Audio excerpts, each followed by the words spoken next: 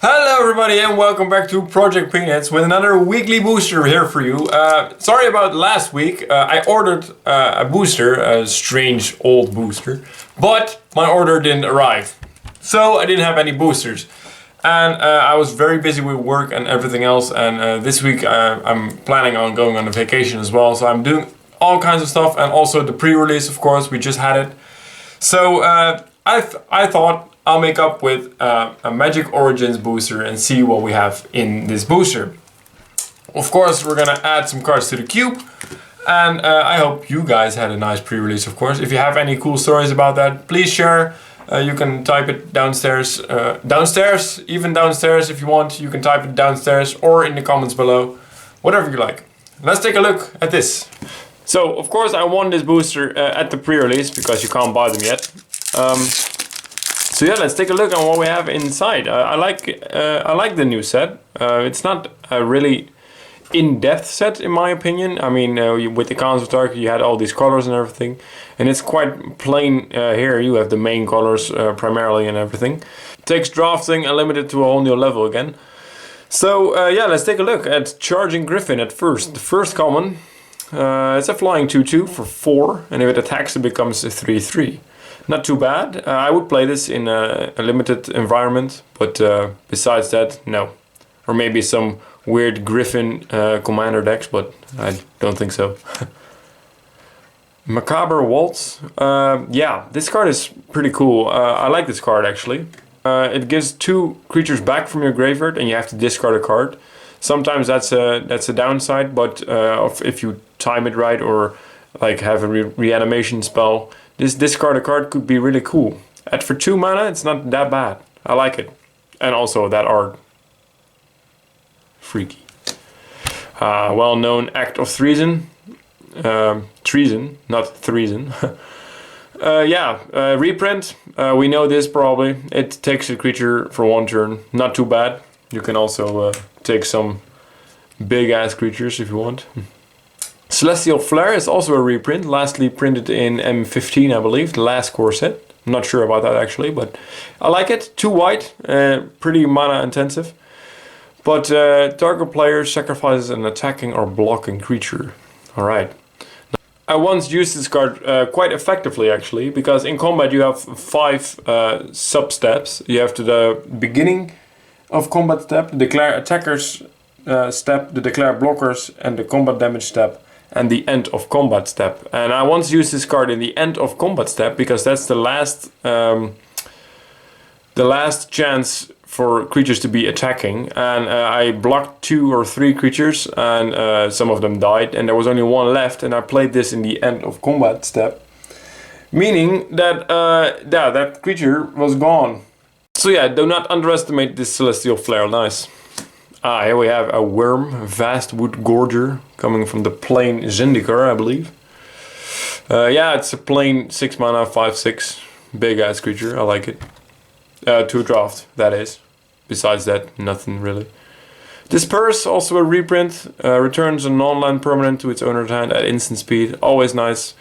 You can get some really good tricks in combat, or maybe after combat, or in your opponent's turn. Yeah, cool card. Ah, yeah, it's one of the new cards. Caustic Caterpillar. A 1 mana 1/1 insect that sacrifices itself to destroy an artifact or enchantment. I like this. I have some spaces left in my Pauper Commander. And I'm definitely gonna play this because it's actually sort of a Kasali Pride Mage, but you can use this in more decks. So yeah, it doesn't have Exalted though, but yeah, I like it. Good card. Bellows Lizard for the red aggro decks. Also a reprint. It was originally printed in Return to Ravnica, and here we have him again. Nice card. Does something late game, does something early game. Here we have Stalwart Aven, a 3 mana 1/3 flying renown, sorry. And this is what it does. It's a new thing. Again with counters. It's a bit like Monstrosity. But yeah, there are some more cards in this set that do things with renown. Cool. Return Centaur. Mill is coming back. Milling is a sort of term for putting top cards in your graveyard. Awesome. Sphinx's Tutelage. There is a card called Grindstone, which was kind of effective together with Painter's Servant.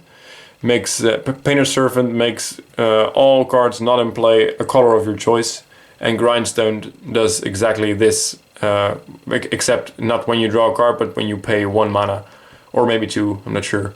It doesn't matter. That was pretty strong, and Painter's Servant is banned. Grindstone is not banned, I think, but yeah, insane. And this card does it when you draw a card.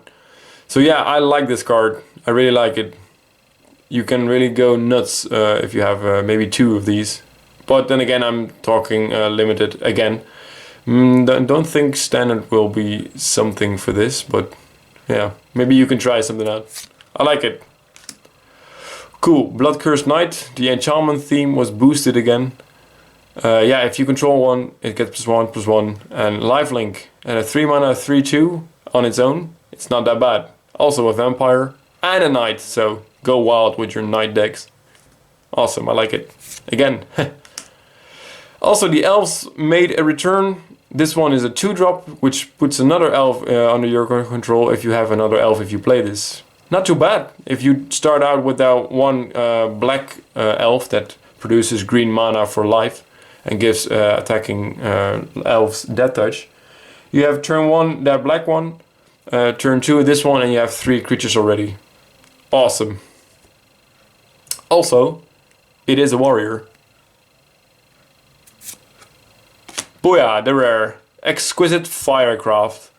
4 damage, target creature or player at sorcery speed for 3.